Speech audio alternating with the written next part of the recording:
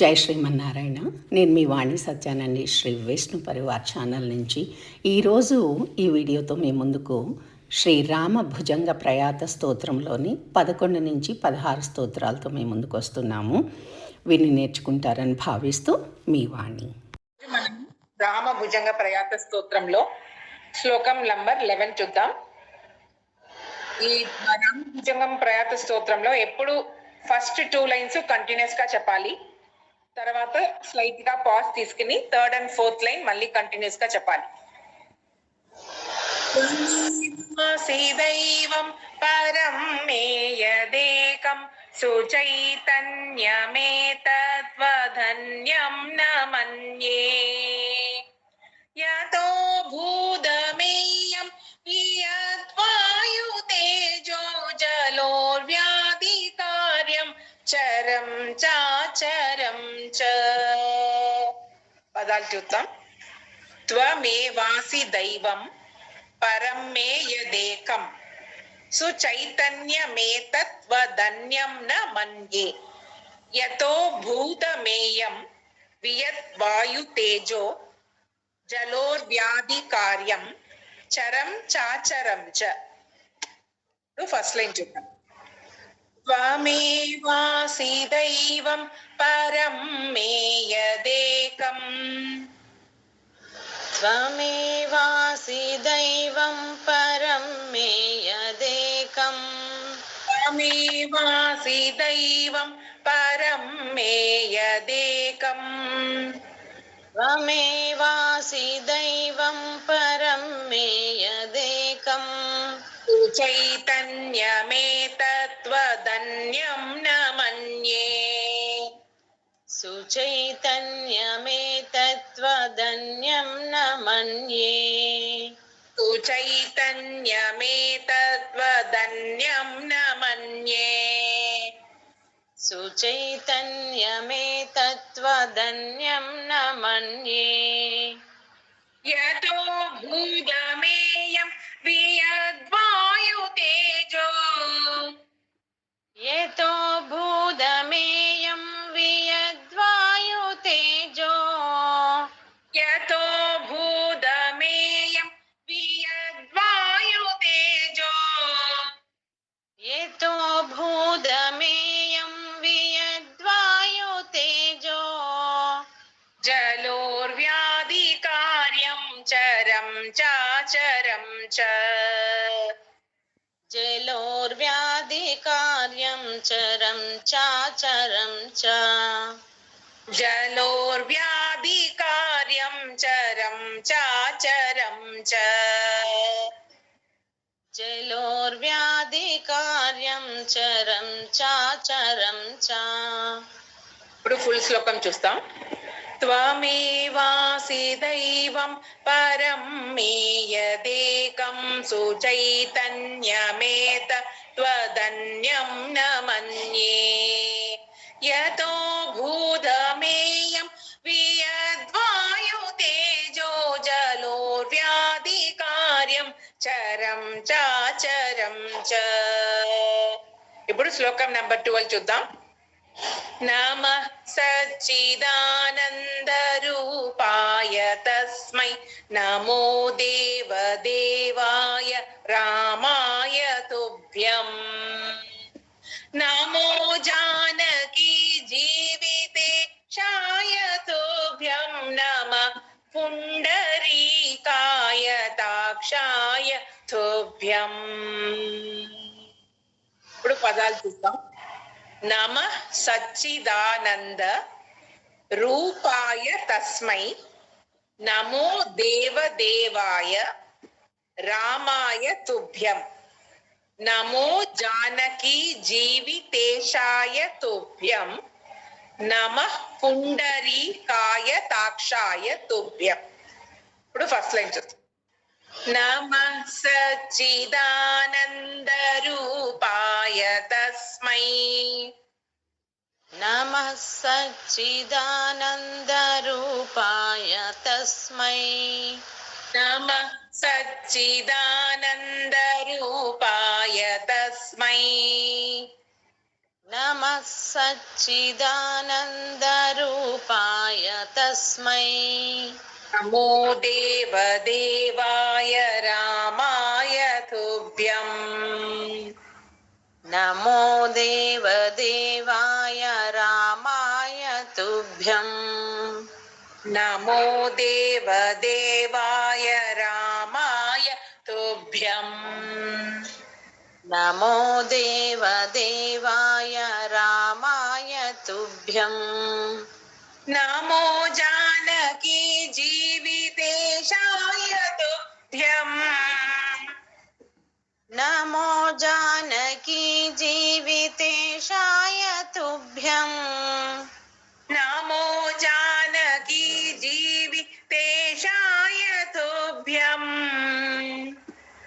नमो जानकी जीवितेशाय तुभ्यम् नमः पुण्डरीकाय दाक्षाय तुभ्यम्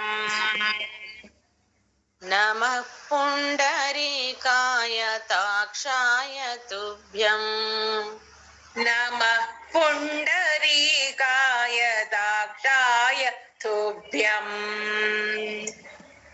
नमः पुण्डरीकाय ताक्षाय तुभ्यम् फुल श्लोकं చూద్దాం नमः सच्चिदानन्दरूपाय तस्मै नमो देवदेवाय रामाय तुभ्यम् नमो जानकी जीवितेशाय तुभ्यं नमः पुण्डरीकाय दाक्षाय तुभ्यम् ఇప్పుడు శ్లోకం నంబర్ 13 చూద్దాం नमो भक्तियुक्तानुरक्ताय तुभ्यं नमः पुण्यपुञ्जैकलभ्याय तुभ्यं नमो वेदवेद्याय चाद्याय पुंसे नमः सुन्दरायेन्दिरावल्लभाय పదాలు చూద్దాం नमो भक्तियुक्तानु रक्ताय तुभ्यं नमः पुण्यपुञ्जै कलभ्याय तुभ्यं नमो वेदवेद्याय चाद्याय पुंसे नमः सुन्दरायेन्दि रावल्लभाय नमो भक्तियुक्तानुरक्ताय तुभ्यं नमो भक्तियुक्ताय रक्ताय तुभ्यम् नमो भक्तियुक्तानुरक्ताय तुभ्यं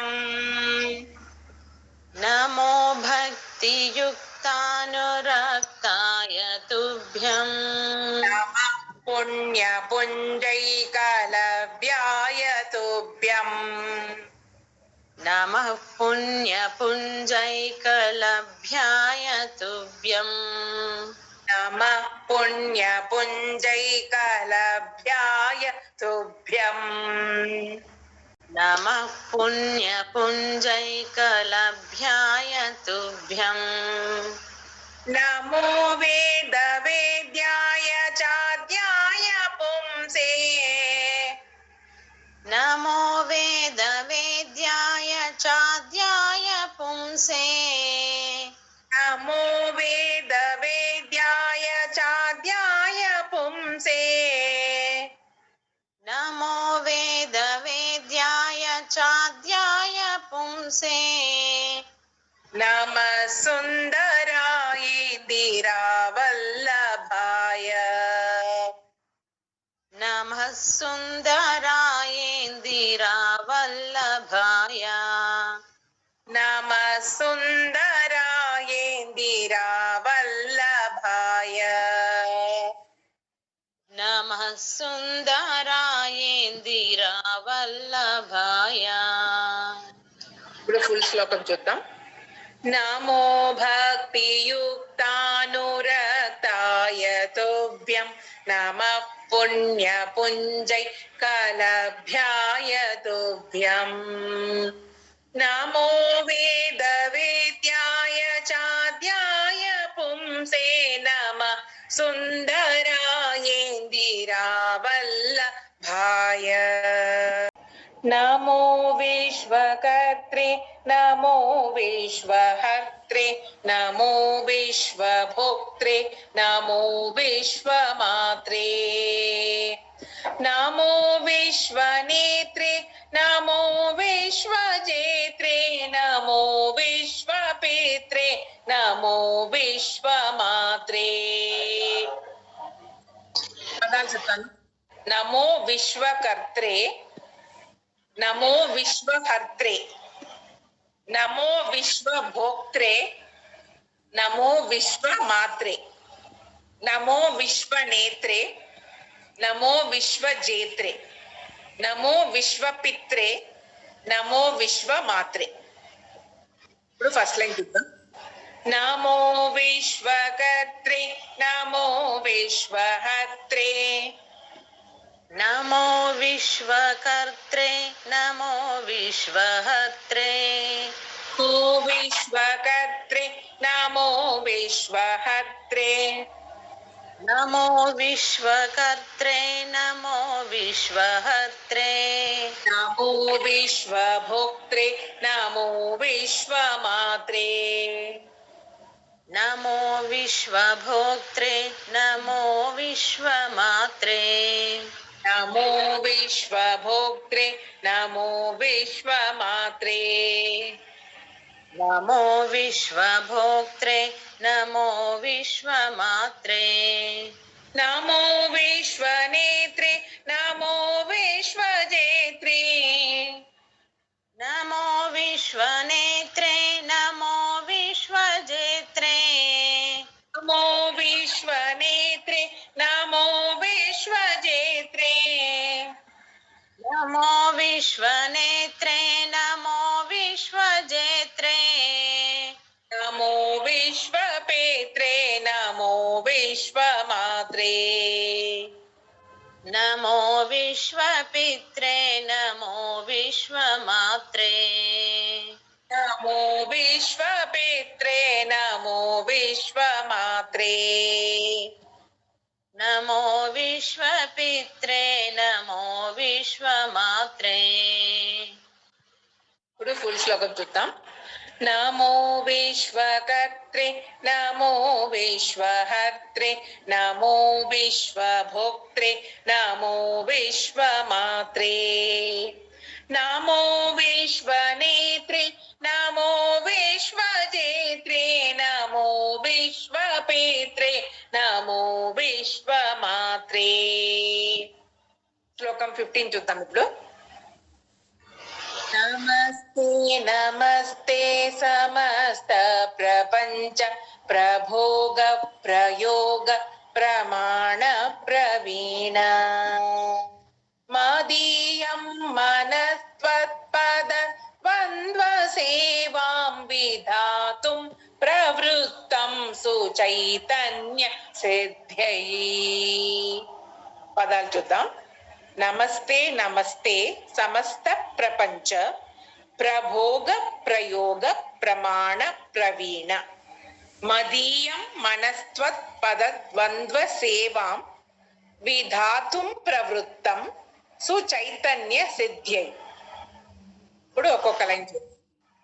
నమస్తే నమస్తే సమస్త ప్రపంచ नमस्ते नमस्ते नम समस्त प्रपंच नमस्ते नमस्ते समस्त प्रपंच नमस्ते नमस्ते समस्त प्रपंच प्रभोग प्रयोग प्रमाण प्रवीण प्रभोग प्रयोग प्रमाण प्रवीण प्रभोग प्रयोग प्रमाण प्रवीण प्रभोग प्रयोग प्रमाण प्रवीण मदीयं मनस्त्वत्पदद्वन्द्व सेवाम् मदीयं मनस्त्वत्पदद्वन्द्व सेवाम् मदीयं मनस्त्वत्पदद्वन्द्वसेवाम् मदीयं मनस्त्वत्वद्वन्द्वसेवाम् विधातुं प्रवृत्तं सुचैतन्य सिद्ध्यै विधातुं प्रवृत्तं सुचैतन्यसिद्धै विधातुं प्रवृत्तं सुचैतन्य सिद्ध्यै विधातुं प्रवृत्तं सुचैतन्यसिद्ध्यै ఇప్పుడు ఫుల్ శ్లోకం చూద్దాం. నమస్తే నమస్తే సమస్త ప్రపంచ ప్రభోగ ప్రయోగ ప్రమాణ ప్రవీణ మదీయం మనస్త్వత్పద ద్వంద్వ సేవాం విధాతుం ప్రవృత్తం సుచైతన్య సిద్ధ్యై. ఈ వీడియో కనుక మీకు నచ్చినట్లయితే తప్పకుండా సబ్స్క్రైబ్ చేసుకోండి, అలాగే లైక్ చేయండి, అలాగే షేర్ కూడా చేయండి మీ బంధుమిత్రులకి. మీ లైక్స్ మాకు చాలా ఇంపార్టెంట్ అండి. మీరందరూ కూడా చాలా మంది లైక్ చేస్తున్నారు, చాలా సంతోషం. ఉంటాను మరి.